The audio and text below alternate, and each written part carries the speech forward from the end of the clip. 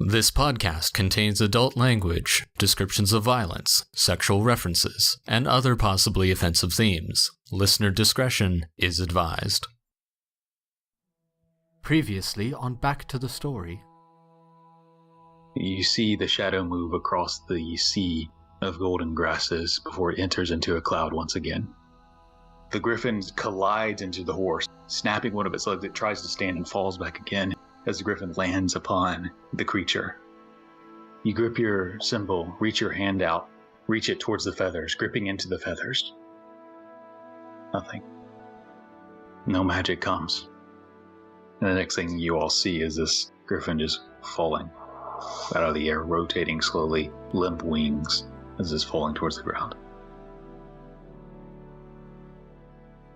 Are we going to play D&D? Is everyone back? Are we ready? So, you guys come back to... You guys... Yeah, I got something I gotta do. I can't do this. The last remaining griffin flies off with a unconscious and or dead man fleeing from you as you all gather in the middle of this prairie. Once was on fire before Ezekiel put it out with the spirits of nature and water. You're all coming together now. What would you like to do? I drop the storm and I run towards Vesper. Yeah, Kalvyn is already trying to console her, trying to like throws his shit down, his spear and his shield, and just kind of trying to pick her up and trying to, Get off. Don't touch me right now. Just don't touch me right now. Are you hurt? It's gone. It's all gone. It's gone. I can't do anything. She's gone. She was gonna kill you. I just rip off the holy symbol and throw it on the ground. She's gone. She's not here. She's not listening to me. Kalvyn will try to kneel down and just maybe ever so delicately, but at the same time kind of firm. So if she tries to shrug it off, he's bigger than her. Put a hand on her shoulder. It's just like, hey, what's going on? It's always so easy. I tried to reach out and I hear power. It's not there. I can't cast a spell. I can't do anything. Well, we can figure this out. No, I ruined everything. Amsen's gonna pick up Vesper's holy symbol from the ground and start, fixing it. I should have realized. I should have known. I've always been just a fuck up. I've always fucked everything up. I've never been good enough for anybody. Anything. That's bullshit. Is it? Yes. Really? After all the shit that I've do you know how many times you've saved our fucking lives? I relied on something else's power to do that. Something that now doesn't think, I don't know, has she ever really thought I was worth the time? Never had a single fucking prayer answered in my whole life, you know that? Never. Always tried. Always thought I could feel her there, and I guess I could. I mean, I had all this magic, but she never answered me. Ball hears her. Varys has felt her before. I don't feel anything. I never heard anything. Most people don't hear anything. But you have... Okay, leaving aside the fact that you have had her power running through you for almost as long as I've known you, you have done so much on your own as well. Think of the surgery. Think of how much of that was your skill. Think of how much you've helped me just by being here. What? I'm not saying I'm useless. I'm not saying there's not stuff that I can do or have done. But why is it never enough when I want it to be? Who isn't it enough for? There's been so many times. Her. Or Ceases. Fucking. Everyone back home, the Covenant that I thought I was friends with and I was not actually enough to. do anything useful with that connection, and I just always feel like I'm just there and people are humoring me. I'm just tired. I'm tired. I'm really tired.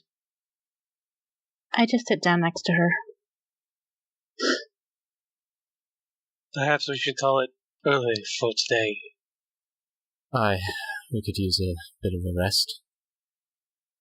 Great. It's probably going to be a bit gamey, but I think I can get us some steaks. I just kind of look at Ezekiel when he says that. I'm pulling off one of the wing feathers, and then I'm just walking back into the woods. Kalvyn is chasing after her. Hey, Vesper, wait up. What? Where are you going? I'm just gonna go sit Well, where there's trees. okay. Well, we shouldn't probably split up right now. Listen, we'll figure this out, all right? There are road bumps through life, and we'll get through them. That's why we're all here together, just to figure this shit out. You're not alone in this. Just remember that. Believe me, I know that. I just feel like I'm letting all of you down. I'm letting my fathers down. I've let my God down. I think the only person you're letting down is these expectations of your own. I think maybe you're projecting some of this onto us, because, I mean, if you ask any one of us, I would expect we're all friends, right? So we'd be honest with you. You haven't let any of us down. So maybe take a note from all of us and don't be so hard on yourself. Thanks, Kalvyn. I'm gonna go sit down. He'll let her and try to go, he'll wait as a moment and just kind of all right, I think she's good. I did it. That one's for you, buddy. And then he'll go and see what everybody else is doing and try to help out with whatever. Okay, so you are going to stay in the vicinity for a little while? Okay. So Vesper is kind of finding some solitude in the nearby woods. Ezekiel, are you harvesting? Yeah, I'm butchering a griffin. Great. Go ahead and roll a survival check. As Ezekiel's doing that, I'll go over, maybe just before you butcher the actual griffin, in case the roll doesn't go well, I'll go to Ezekiel and say, I'd like to collect some of the feathers. Perhaps one of these claws. Could you help me do that? Sure. As I'm getting the meat off, sure. Okay. And then I'll help Ezekiel help me. And just kind of sit there and help him do what he's doing. Paul, do you have survival? No, I don't. So it'll be more of just whatever Ezekiel tells me to do. Okay. So Ezekiel, you'll still have advantage because he's able to lift and move things, but the DC is not, as low as both of you were with survival. So give me a survival. Are you going for meat first? Yeah. Okay. Or actually, no. If Ball wants his stuff, I want that first, just because meat, I assume it's a fairly large creature. Yeah. If I get a good cut, that's fine. They're all large creatures. So which are you going for first? Like their talons, beak, I'll do the talon, feathers, I think. head. That seems like... Yeah. With that check, you can easily get the first 4 intact on this first creature. You could probably get a few on the other nearby creature if you wanted to go for it as well. Yeah, I'll get as many as I can, or at least until Ball tells me to stop. Yeah, with a 26, you can probably get the 8 griffin talons that are in your immediate vicinity without having to travel too far. I think Ball just kind of look for a nice talon, and then he'll just kind of take that and thank you. Yeah, so I'll just get him his one talon. We'll pull feathers off as we go, but I'm mostly just trying to get something besides good berries to eat tonight. Sure. Okay. So with that 26, we'll say you can get a really high quality talon. None of the talons are chipped or broken in any way. The talons themselves are almost bleached white. Feathers, I'll say that can be part of that same survival. There's enough feathers where you can basically get as much as you want. Only some of the bodies are scarred and burned, but pulling a feather out isn't incredibly difficult. And there's enough to work with to where you can mess up a lot. So you get basically as much feathers as you want. You can probably stuff a pillow or two. Cool. I don't need that much, but yeah, you can grab. Yeah, I'll go do something when I have a moment. I'll let you guys go through everyone else. So you collect the feathers, and Ezekiel, roll survival again with advantage for actually harvesting and cutting out the meat. 17. 17, yeah. So you're able to. You can see a lot of the good meat is probably going to be with the legs, where there's a lot of muscle, and on the shoulder muscles that actually power the wings themselves. There's a lot of high quality meat there. With a 17, you're probably able to get, I'll say, 12 good cuts of griffin meat. Great. So each one would be about a ration of high quality griffin meat. Off that first griffin. There's a few others if you want to push for more. Nah, I'll just go to the woods near where Vesper is and start getting a cooking fire together. Okay. Get myself a spit. So while Ezekiel and Ball are kind of harvesting and beginning to cook and do whatever Ball's doing with the feathers, anybody else doing anything? Amsen's gonna try to find the largest, most beautiful looking feather from these griffins and pluck it. Okay. Make a investigation check. Okay. We use luck, because that's a natural 1. That's not much better. It's an 11. Okay. A lot of them are sort of grayish brown feathers. Upon the chest, it looks like they have red-chested feathers. So there's some of those chest feathers that are a little more red. None of them are vibrant that you can find, and some of them have blood on them, but you can find a reddish feather. More of like a brown burgundy griffin feather. All right, I'll take that. Okay. Should we try and find the horse? Yeah, I mean, if it was like a messenger or something, then maybe we can find some sort of clue as to what was going on. If it was just a rider out in the middle of nowhere, then we're probably not going to find anything. Maybe there's something to identify who it was so that we can inform somebody. Yeah, possibly. So I start heading out that direction. Okay. Anybody going with Ellory? She's kind of walking through. Kalvyn will. Okay. So you guys head out over there, and as she's actively looking, Kalvyn is going as though to help, but it's really more of like he's just kind of standing there, leaning on his staff, like talking, like just rambling on. But man, griffins! I never thought we'd see griffin. This is crazy. I thought they'd look a little bit different, but I mean, you can't always expect them to look like they do in the stories. I mean, but then in my stories there wasn't any pictures. So I just had to do what my papa told me. My dad, he's really like descriptive with his words. I know what you mean. It's just like, I thought they would be like that, and then they were like this, and the beak, and they was in my, did you see my shield? It got in my beak. Is that so? As Kalvyn is kind of rambling on, you walk out there, and I can pretty easily find where the horse fell once you get close enough, and you can see the horse's back left leg is mangled and broken from the fall, and you can see some huge slash marks and beak marks into its stomach. The viscera has been pulled loose. The horse is not moving. Okay, I guess I'm looking for any saddlebags or anything with any kind of insignia on it. Yeah, go ahead and make an investigation check. Which I'm so good at. Oh, it's 18. Okay. Searching around, you can find nearby saddlebags that have been thrown loose. Looking through, looks like a good amount of rations, some crossbow bolts, a number of pretty common stuff, rope, adventuring gear, torches, stuff like that. With an 18, you also find something small, kind of tucked away in the bottom of one of the saddlebags, kind of wrapped in what looks like a satin cloth. Pulling it out, you see a small pyramid. Looks like it's made of silver. Looking closer, it looks like this small pyramid has hinges, maybe, on it. You can twist a piece and it looks like it rotates a little bit. You see a few of these pieces can be rotated and turned. Like some sort of puzzle. Okay. So I'm going to carry the saddlebags back over, mostly for the sake of the rations that are inside.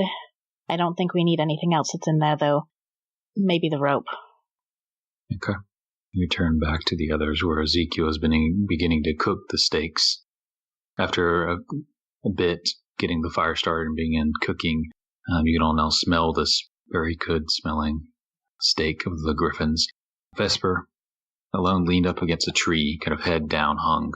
You open your hand to see the griffin feather you pulled, and you see a perfectly white griffin feather.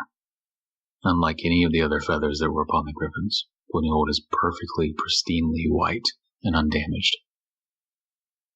She looks at it for a long time, and and just kind of holds it. Okay. She's just sitting there, not too far away, as he's cooking. Ezekiel will talk to Vesper. It's kind of funny.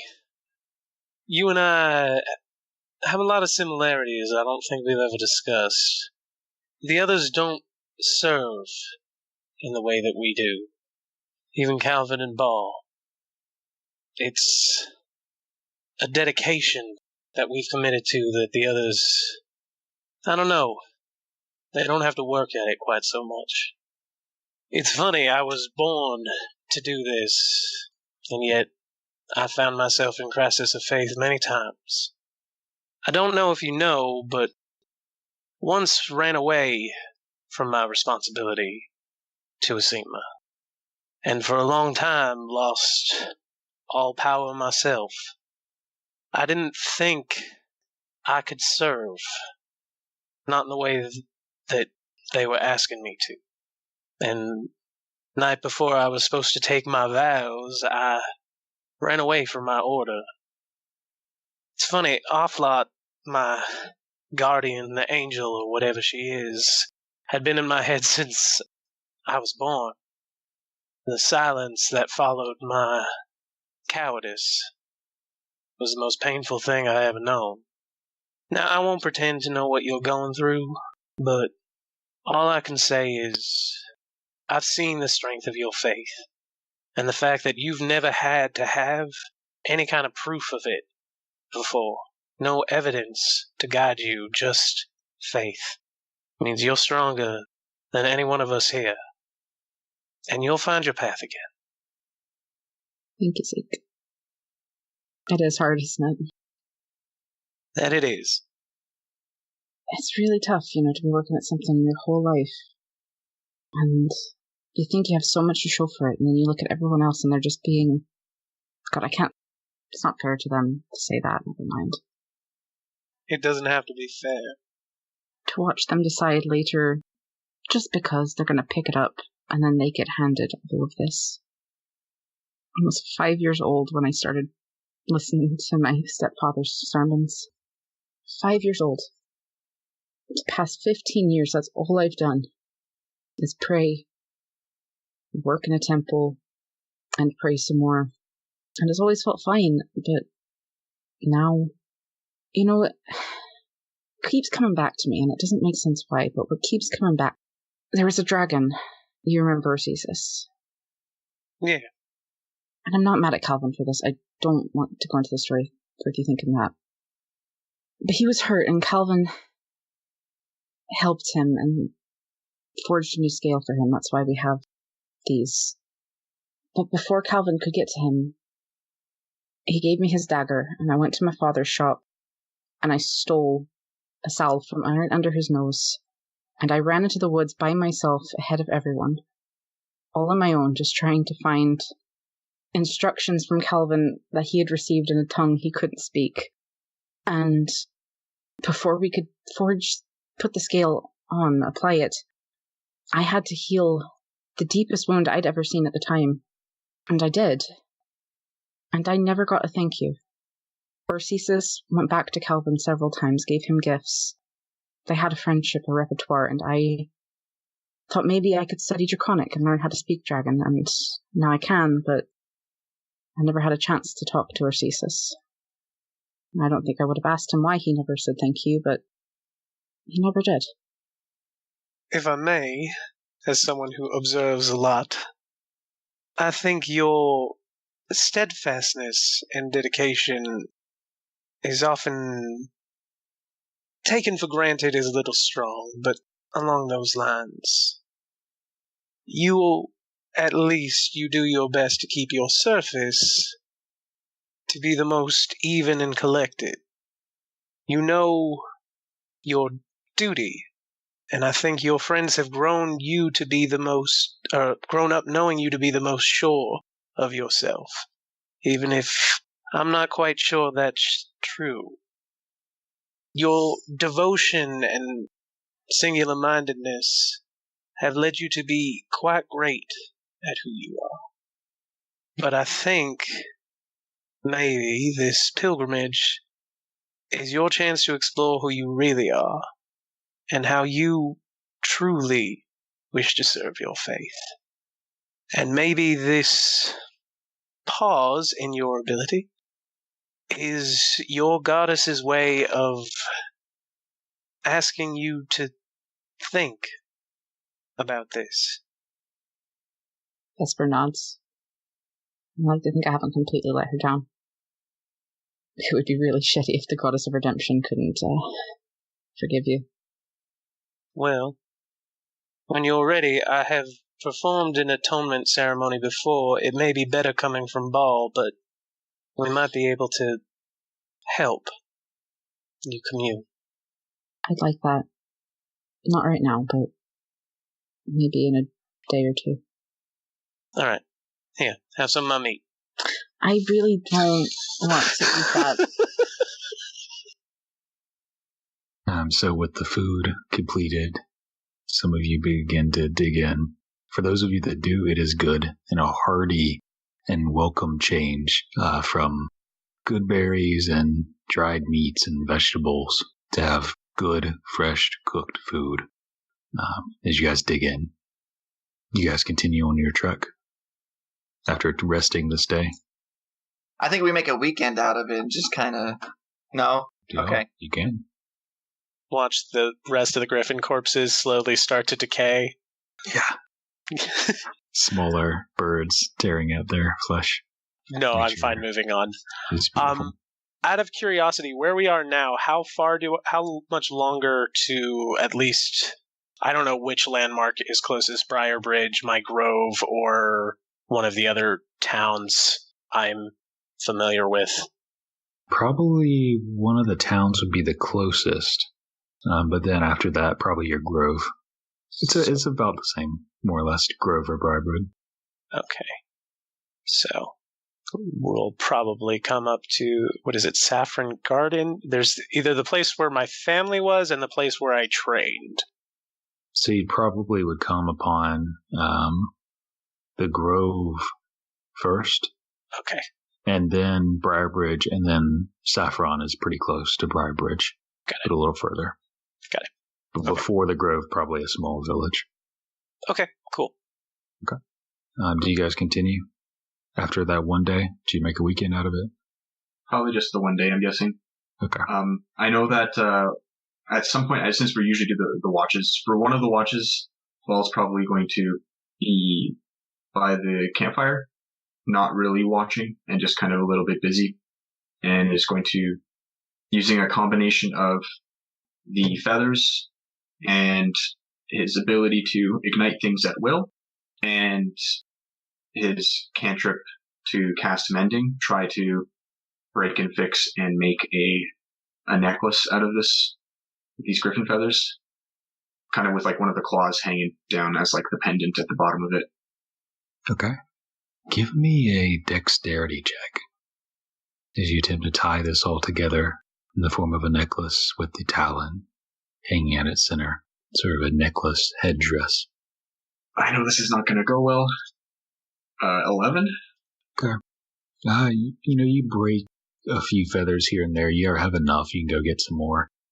It probably takes a couple hours, but you can eventually get something that you have to use a pretty thick rope to hold the talon, because the talon's pretty large, and would probably be awkward around anybody's neck besides yours. But you get something that is serviceable, with a few feathers kind of hanging down, cascading with the talon in the center.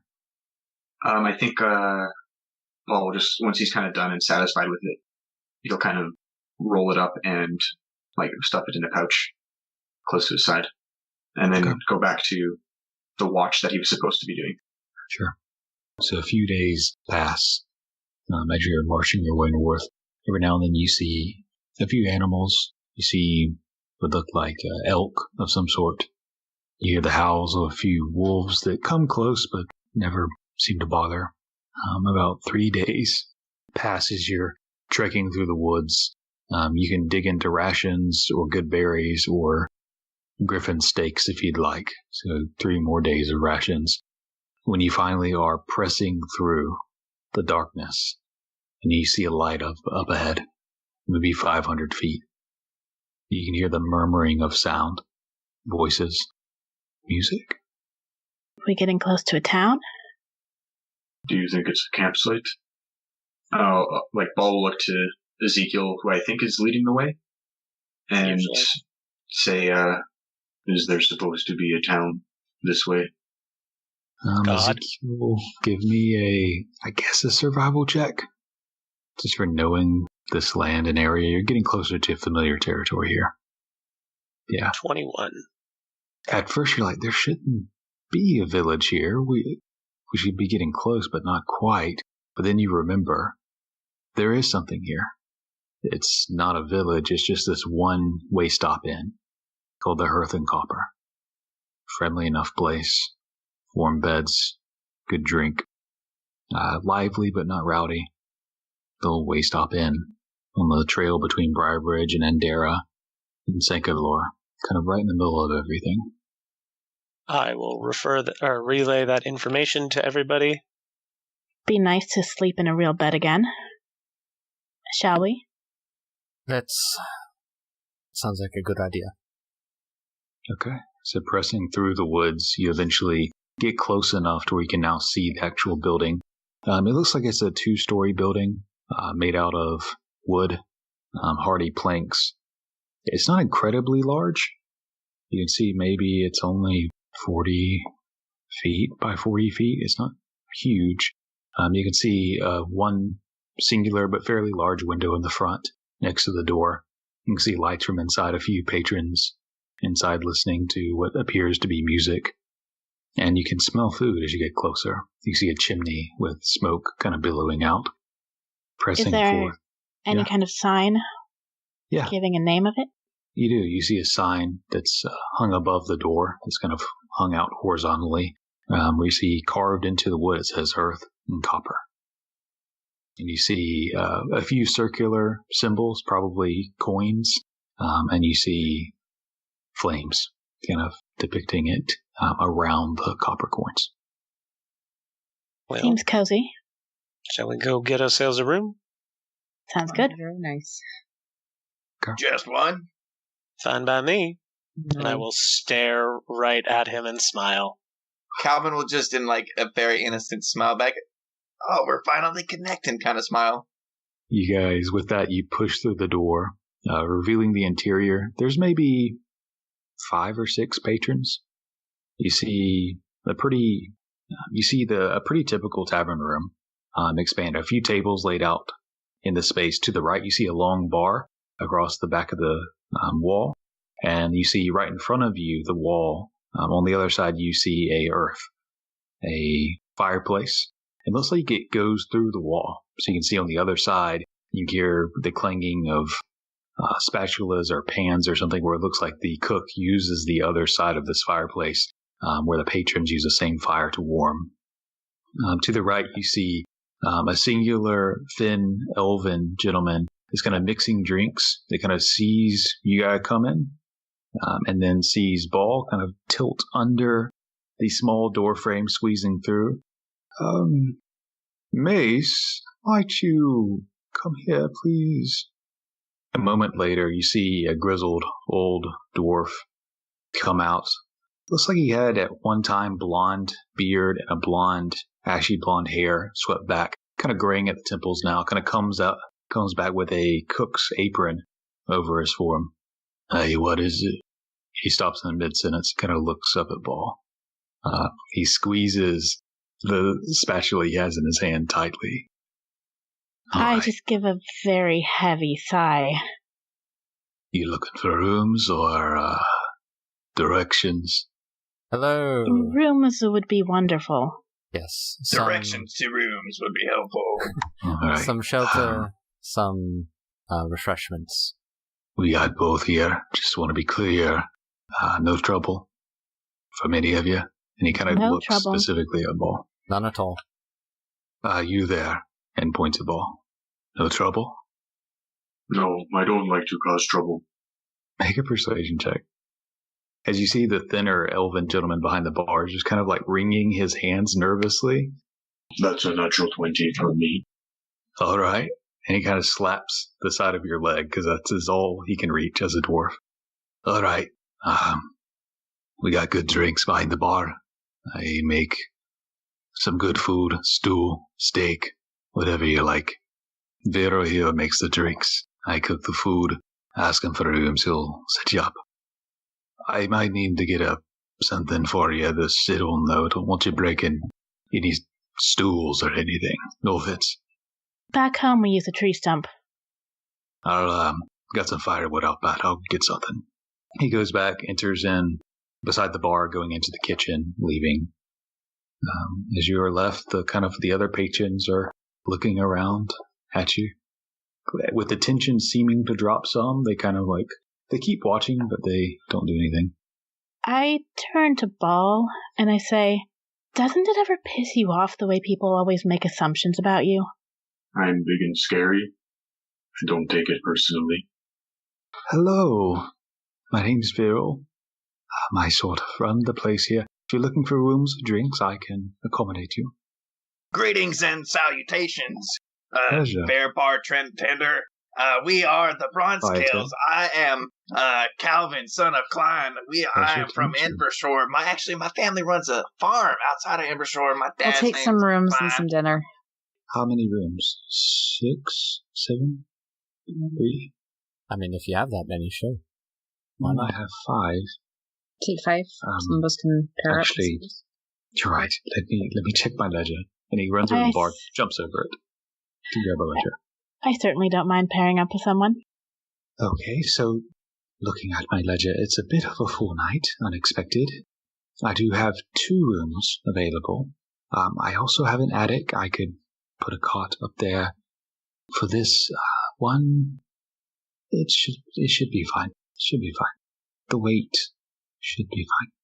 So I have 2 rooms and an attic. I'll give you the attic, of course, for a discount price. That sounds fair, right? Yeah, we'll figure it out. So it's 1 gold for the night per room, 5 silver for the attic. We could probably fit a couple there. It's just storage, nothing much up there. I will pay.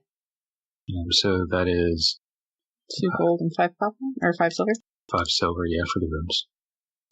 We have ale brewed here by Mace back there, 5 copper for a cup. I make a few drinks myself that are a little more intricate. Those will go for 1 silver. If you'd like one of those. I'll buy a round of those for all of us. Sure. Ezekiel, what do you want? Milk, if they got it. I think he uses some for cooking. I think we have a little bit. I can probably spare a glass. So, milk for him and a round of you said, sorry, my brain just stopped using words. I have a more intricate drink called in a copper mug with mint and ginger ground within. Or we have ale, dark ale, dwarvish. It's quite good. We'll take one of the more intricate one for each of us except for him. Glad to hear it. I'll get right on it. And he scurries off, jumps over the bar, and begins mixing up drinks. A few moments later, Mace, the dwarf, who's been referred to as Mace, comes in, dragging a log. It's not as big as the one you have in Embershore. Sorry, it's all we got. But hopefully it'll do. It's pretty low for you, Ball, but it's something. And a few moments after that, the drinks are served as Vero comes and drops these copper mugs with small twigs with a mint leaf in each, very cold drinks, and 1 copper mug of milk. And as the music picks back up again, and as the other patrons of the bar kind of settle in and kind of get used to your presence, with all 7 of 8 of you, with Raz hitched outside, that is where we'll leave off a little early, and we'll pick up next month whenever we play again in a tavern. Thank you for listening to this episode of Back to the Story. For notifications when an episode goes live, you can find us on Stitcher, Google Play, Player FM, or TuneIn. Download the app and subscribe or favorite us there. If you'd like to contact us, you can tweet us at back2_the_story. If you can't fit it into 280 characters, you can email us at thebonfirefables@gmail.com. And if you'd like further information about the campaign, the player characters, NPCs, or behind-the-scenes sneak peeks, follow us on either Twitter or on our Tumblr website. Lastly, if you'd like to support the show, feel free to buy us a coffee at ko-fi.com/backtothestory.